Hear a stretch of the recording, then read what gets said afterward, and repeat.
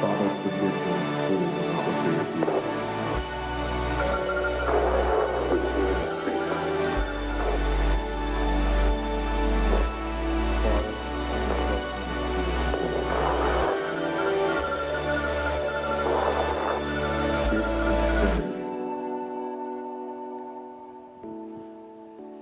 Hey, as we get started, I just want to say that I love being a part of UCC. You guys do a fabulous job, and I hope you know that you make a big difference day in and day out just by the way that you treat each other, the way that you treat other people in the community. For example, this week we have two different groups of people that have gone out from our church to different places in the U.S. just to serve other people who are less fortunate or experiencing catastrophe in their life. So please know that you make a big difference, and I love that you guys actually take seriously what we say about loving God, loving people, and bringing the two together. So thanks for being who you are. Now, you know, a lot of times around here, we're kind of big on accountability, and we want to make sure that people are doing some of the most important things, like reading the Bible and praying, being involved in all those kind of things. So this morning, I just need to ask you a question, and I want you to be real honest with me, with the people around you. Just a show of hands, have you guys been faithful to fill out your March brackets for March Madness? That was a joke. Thanks. We have two people. The rest of you, that's unbelievable. So the two of us that filled them out, I hope your bracket was busted just like mine was. So I'm a guy who does a great job at planning ahead. So our brackets for our office pool was due at 11 o'clock on Thursday. And at 10:57, I was sitting on Josh Nelson, our youth minister's computer, filling out my bracket. So I don't actually remember who I picked to win any of the games and stuff, but that doesn't even matter because half of the fun of March Madness, even if you don't watch college basketball, is just figuring out which teams beat other teams. And the upsets are always a blast to see the Cinderella stories, right? So when the number 16 seed beats the number 1 pick overall, is that not just great? I don't even care if you like or don't like either of those teams. That's just a blast to see that happen. Because when we go into March Madness, our expectations for different teams to win or not to win, it's so fun to see how that is fulfilled because of what we think is going to happen. And it's just a blast for us. And so for me, that was fun to watch that kind of thing happen. But maybe on more of a serious note, that happens in your own life. Something we get to be a part of here at the church a lot is this idea of like premarital counseling and helping people get ready for marriage. And that's another great thing because really all we're doing is helping people talk through what are your expectations for your marriage together? What are your expectations for this relationship? And it's so fun for me to have these young people come in and, you know, they come in with all these big hopes and dreams. They're so in love with all this stuff. And I just love to burst their bubble about what marriage is going to be. I'm just kidding. That's not entirely true most of the time. But it's true. We have these expectations. And whenever we have expectations, whether it's for a basketball tournament or for a relationship, or maybe it's for your job, you went to school, got this great degree, got out, you're thinking, hey, I'm going to get this awesome job in my field of expertise. And then there's no job, or you get a job and you realize, hey, it meets or doesn't meet my expectations. Whenever we have expectations for something or someone, that greatly impacts our response to that someone or that something. And so that's exactly what we're going to talk about today. And as you might figure, because we're at a church and because Easter's coming, we're going to talk about Jesus. And so we love Jesus a whole lot. We think he's a really big deal. And today, what we're doing actually in this entire sermon series is we're talking about the same scenario week in and week out. And I thought that was a pretty brilliant idea that our executive pastor, Jack, had, is to talk about the words of Jesus while he's hanging on the cross. And so today, what we're going to do is we're going to look at the groups of people that are watching Jesus hanging on the cross and what their expectations are of or for Jesus and how that impacted the way that they responded to Jesus. So let me kind of back up and review just a little bit about what's going on. So it's a Friday, and people are coming to Jerusalem, the capital city of Israel, because it's the biggest holiday in the Jewish calendar year. And so it's a really big deal that's going on. Imagine like Thanksgiving, Christmas, and the 4th of July all wrapped into one holiday. And so that's what's going on. And if you're going to celebrate this holiday in the correct way, you're going to go to the temple, which is in Jerusalem. And so all these people are coming in for this deal. So they're doing this. So thousands of people are coming into an already crowded city. In addition to that, it's a little bit different this year because this guy, Jesus, has been traveling around the country teaching with an authority that most teachers don't have, and he's been doing these things called miracles where he's doing something that no one expects that any human being would be able to do. For example, some people were blind and he restored their sight. Other people were deaf and he restored their hearing. Other people were maimed or crippled or whatever, and some people were even dead and he brought them back to life. And so he's doing all this stuff. He's amazed at all these people and he's got a following, and now he, like everyone else, is coming to Jerusalem to celebrate the Passover, this big holiday, and so they're all there. And so what happens is people's expectations begin to surface, and that impacts the way that they respond to Jesus. So the first person's expectation that I want to talk about is this guy named Judas. Now, Judas was one of the closest 12 people in the world to Jesus. He traveled with Jesus all the time. He heard him speak. He saw the things that he did. He knew him pretty darn well. And so Judas is going along with him. Now, Judas's expectations, like a lot of people, was his idea that Jesus was going to be a ruler with authority, with a military authority, and that he was going to show up and do some incredible things militarily. And so everyone knows if a military hero is going to be a hero, he's got to have a fight to fight. He's got to have a battle to win. And so Judas is thinking the same thing. And so the few days before the Friday, they're in this garden on this hillside and they're praying. And Judas is thinking, this is my chance. I need to help Jesus do what he came to do, because his expectation for Jesus was that he was going to lead a battle. And so he thought, here's what I'm going to do. I'm going to go to the religious leaders, who we'll talk about in a moment, and they are really upset with Jesus. So I'm going to tell them, I will sell out Jesus. I will identify him in a circumstance, in a situation where you can have your way with him. And Judas is thinking the whole time, what's going to happen is a fight's going to break out, and then Jesus will come in, burst out with his power, and he'll dominate the scene, and then finally the revolution will come. And so it takes place, it happens in this garden, and Judas is there, and he's super disappointed because Jesus just goes along with them, and there's no fight. And so the Romans and the religious leaders take Jesus away, they arrest him, and then there's a trial. The first trial happens with the religious leaders, because the religious leaders are upset with Jesus because of what he's been doing, the things that he's been teaching and the things that he's been saying. And so now they're completely jealous of him because the people are flocking to this guy who's actually been criticizing and knocking on the way that the religious leaders are living and teaching in their lives. And so now all these people love Jesus and they're upset with the religious leaders. So the religious leaders are like, hey, we can't have this going on. We got to get rid of this guy. And so they come up with these charges, and they basically, they accuse Jesus and convict him of the worst possible crime in their religion and their culture, which is to claim that he was God or the Son of God, and so therefore being God actually. And so they say, we don't need any more witnesses. It's true. He thinks that he's God, so let's take him now to the governing authority, which at this time would have been the Romans. So they said they're going to take him to this guy named Pilate, who was the governor of their area, and they're like, we've got to do something with him. So they get Pilate up early on this Friday morning, and they explain the situation, what's going on. So Pilate begins to interview Jesus and try to figure out what's going on. What are they so upset about? And they realize that the whole thing has to do with their religion and their law. And they're like, well, they just think this guy is the king or something. So what's the big deal? So Pilate's tradition at this time of year is to release a prisoner to show his good favor and his good standing with the people of Israel, the people that he is in a ruling position over them. And so what he does is he drums up the guy who's been like the most horrible criminal in the past year or two. He's been inciting riots and getting all these things going on. He's guilty of murder. And so Pilate's thinking, surely if I get this guy out here, he's actual criminal. These people aren't going to want him back on the streets because no one knows what he's going to do if he's out there.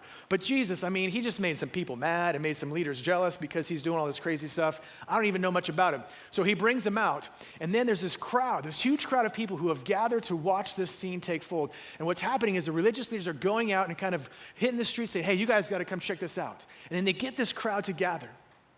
And they see Pilate making this speech, and he's offering these two people, who do you want me to release? And as happens so many times when there's a crowd, the crowd is kind of there, and they don't know all of the details. They can't see everything. They can't hear everything. But they just kind of guess based upon what they can see and what people are telling them. So these religious leaders are going throughout the crowd, and they're saying, this is the guy. We want him dead. This is the guy. And so this crowd goes from simply spectating to shouting at the top of their lungs, kill him. We want that guy dead. And we're talking about Jesus. Give us the Barabbas guy. We can deal with him. But we want Jesus dead. And the governor is shocked. He's like, what is going on here? But he realizes there's about to be a riot. And so to appease the people, he says, fine. Take Barabbas. And he sentenced Jesus to death. And so they have Jesus take this big beam that they're going to nail him to, and he has to carry it to this place, and on the top of this beam, they put what he has done, because that's what the Romans do, is when they crucify someone for breaking their law, they put their crime, what they've been convicted of, on the top of their cross, and they crucify him at a place called the skull. Now, the skull is near one of the entrances to the city, so that people coming in will realize, hey, the government here takes a big stance on this kind of stuff, so don't get caught breaking the law, don't get caught doing these things, or else you're going to wind up on a cross like this guy. And again, it's the biggest holiday in their year, and so thousands of extra people are coming in, and they're seeing this thing happen. So Pilate, the governor, puts on the top of Jesus' cross that he is the king of the Jews, and he writes it in every language that is spoken in the area, so everyone will see what's going on. Now, part of it is because that's his crime, that's what he's been convicted of, but part of it also is to kind of get underneath the skin of the religious leaders, because that's what they were saying. He is claiming that he is, but like, no, he's not actually that. And so there's all this kind of turmoil that's happening, and so now the crowd that has watched this whole thing happen is now outside at the town at this place called the Skull, and they're seeing what's happening. And so 3 people are being crucified this day for their crimes. 2 of them are common criminals, and one is Jesus, the king of the Jews, and they hang Jesus in the middle and these 2 criminals on either side. So here's what starts to happen. The Bible says in Luke chapter 23, it begins to describe these different groups of people, their expectations of Christ, and the way that they responded to him, because clearly our expectations for Jesus will impact the way that we respond to him. The first group is just the crowd. And again, these guys may not know exactly what's going on, but they have seen or heard of at least Jesus and all the crazy things that he has been saying and doing over the last 3 years. Many of them showed up at the trial and were cheering for this man to be crucified. And now the Bible says that they are just standing there watching. And in some translations, or if you look at some study of the words that they use for standing and watching, it simply means that they are just passively there staring at this man and these other 2 criminals being executed in front of them. And then it goes on to say that even the religious leaders decided to start mocking Jesus. Now, this is interesting because the religious leaders, their expectations for a Messiah would have been based upon what was written about him in the prophecies, in the law, and in the poetry of old times. And so now when those guys had written about Jesus, what they were writing was, hey, one day a Messiah will come, or a Christ, and those are the same word but in different languages, and all they simply mean is the anointed one or the chosen one who will come to rescue God's people. And so a lot of the imagery that was written to help describe this event or describe this person was based upon military exploitation or military power, so that people would understand that he will come and deliver God's people from God's enemies, from God's people's enemies. And so a lot of people had this idea, this expectation of Jesus, that when he came, he would come as a king with military power who would vanquish the enemies, who would overcome those who were Israel's enemies. And so it was very easy for them to think, as the religious leaders, when this Messiah comes, he is going to set us free from the Romans, and he's going to take care of all of our neighboring countries that set themselves against us, and he will validate us as the leaders, as the people who have authority, who have been doing things right, and this is their perception of him. But Jesus came, and he didn't live up to those expectations, so their response to him was violent. Their response to him is, we have got to get rid of this guy because he is threatening our power, he's threatening our way of life, he's disrupting the entire nation. And it goes on to say that the things they mocked him with, well, Jesus, you saved all these other people. And if you're really the Messiah, if you're really the king, get yourself off that cross. Next group of people kind of reminds me of who we are, and this is the Romans.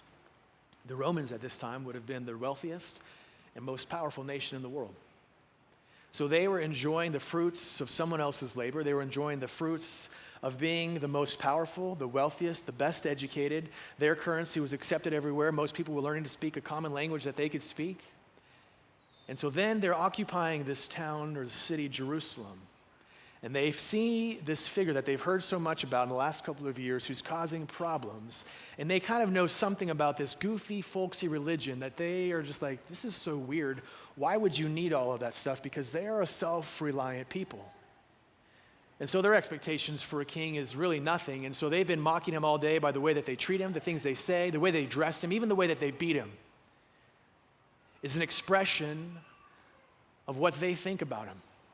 And they begin to mock him as well. And they say similar things like, yeah, well, if you're really a king, if you're really this special person from this great religion, get off the cross. Save yourself. The next person is one of the criminals who's hanging next to Jesus. Now, we don't know exactly what he did or why he's hanging up there, but we begin to realize through the story that the guy has a little bit of bitterness for whatever's happened, so he's up there on this cross, and he's kind of the same way. He's probably a Jew being executed by the Romans, so everyone can make a point out of this one fella here, and he's up there, and he's just mad. He's like, yeah, if you're really this king person, if you're really this Messiah, then why don't you just rescue us? Rescue yourself and rescue me while you're at it. I'd like to get off of this cross, because he realizes that his time has come to an end. He's really only got a few minutes left. So every person in this story had their own expectations for who Jesus would be and what he should do. Whether it was a military conquest or just some sort of a joke because their religion and their people were small and unimportant and not relevant to the culture at the time, or last-ditch efforts to get themselves out of a quandary that they had found themselves in. And if you think about it, it makes a ton of sense because, like many of us, all of them were saying, well, if you are this, then save yourself. Because if I were to go around and talk with each of you and ask, what's the worst thing that could happen to you or to someone you love? Most of us would probably describe either death or some kind of suffering, whether self-inflicted or inflicted by somebody else. And so therefore, the most natural thing to think of is someone who has the power and the ability to do something would save themselves. And then we get to this last person, the other person hanging next to Jesus. And first he talks to the first criminal and he says this, but the other criminal protested, don't you fear God even when you have been sentenced to die? Don't you have any kind of reference? We're in the final moments of our life and you're sitting here mocking someone else who's in the same circumstances. We deserve to die for our crimes, but this man hasn't done anything wrong. Here's what's fascinating to me is there's two guys who are being executed for their crimes standing or hanging literally next to Jesus, and they're watching this whole thing go down. And so the first one kind of joins in and is like, yeah, if you're something great, save yourself, pal, and then save me while you're at it. And the last guy kind of takes it all in and begins to consider what's happening. He's hearing insults from religious leaders of his own people. He's hearing insults from the governing authority of a different culture. He's hearing insults from another guy who's in the exact same situation. And Jesus hasn't said anything back.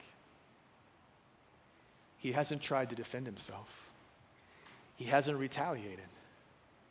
And so if nothing else, this criminal realizes that this man is dying a different kind of death than he is, meaning the way he's responding to it.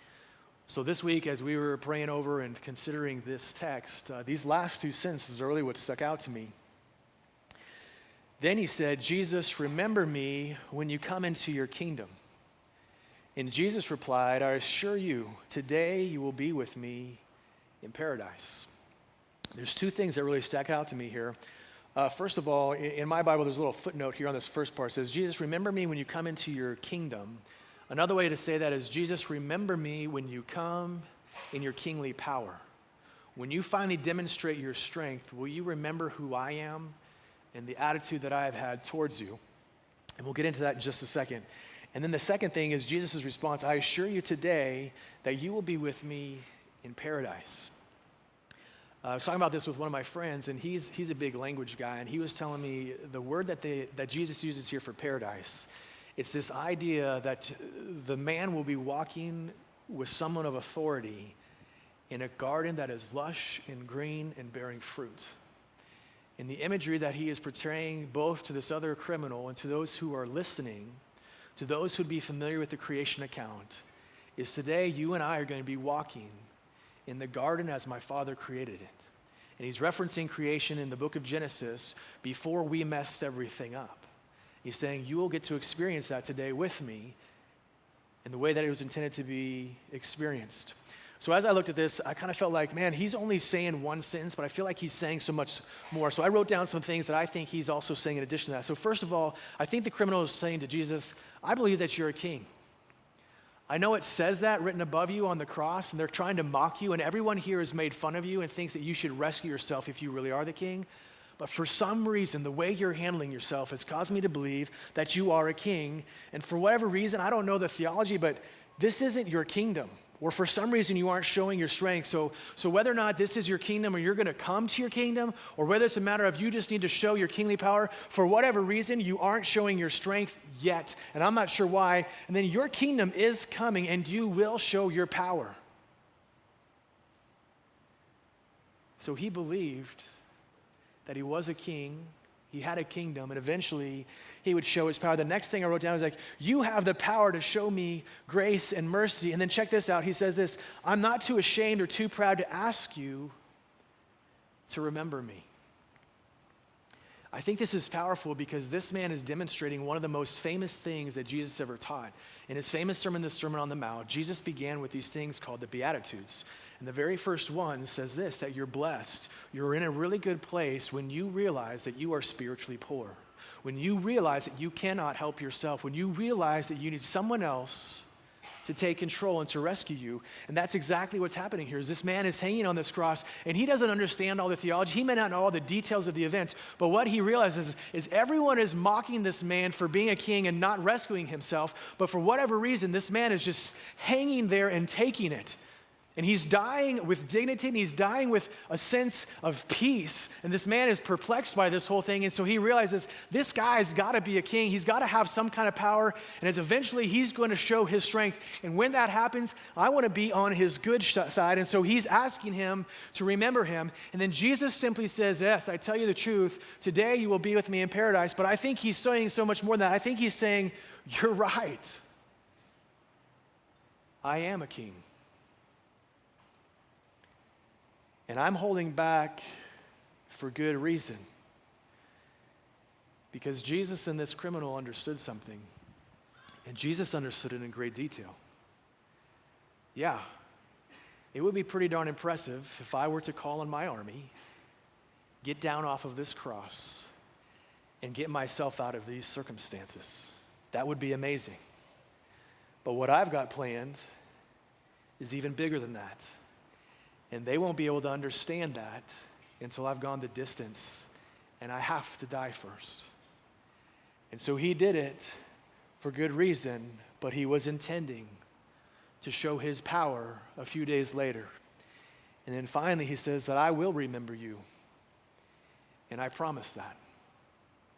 And it's at this moment when that criminal experiences hope of a different kind that only Jesus can offer.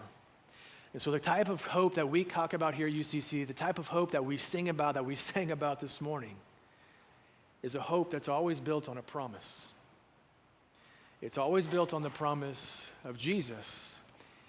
And like this criminal, we can trust the promise, not just because of who said it, but because of the way that he lived his life. Because this criminal is hanging there, watching everyone else's expectations of Jesus be crushed, and therefore their response to him was negative. And then he realizes there's something different about this man, and I don't understand all of it. But he's saying that he is the king and that he is offering his kingdom. And so my challenge to you today and over the next couple of weeks especially is to wrestle with this question. Who do you say that Jesus is? Who do you say that Jesus is? Because our expectations of Jesus, our expectations for Jesus, will impact the way that we respond to Jesus. And so if we're like the group of people that was expecting Jesus to come in and to be a military conqueror, to show his power, and to stick it to the people that we consider enemies, our response to a mild and meek Jesus who prays for his enemies will be disappointment. If we're like the Romans and we feel like we're self-sufficient because we know how to work hard, we know how to make money, we know how to be safe, we know how to be well-educated and successful, and we just feel like Jesus is just kind of one more thing that we could add into the mix, then when Jesus comes and asks for everything from us, our response to him will not be the one that he's looking for. And if we're like that first criminal, if life has been difficult for us and we have become bitter and all we're looking for is for someone to give us self-preservation, or we're looking for someone to get us out of the situation that someone else or our own choices have got us into, we just want someone to rescue us from our pain, then our expectations from Jesus will be crushed. Because the hope that Jesus provides is not a hope that will pull us out of suffering, but will pull us through the suffering.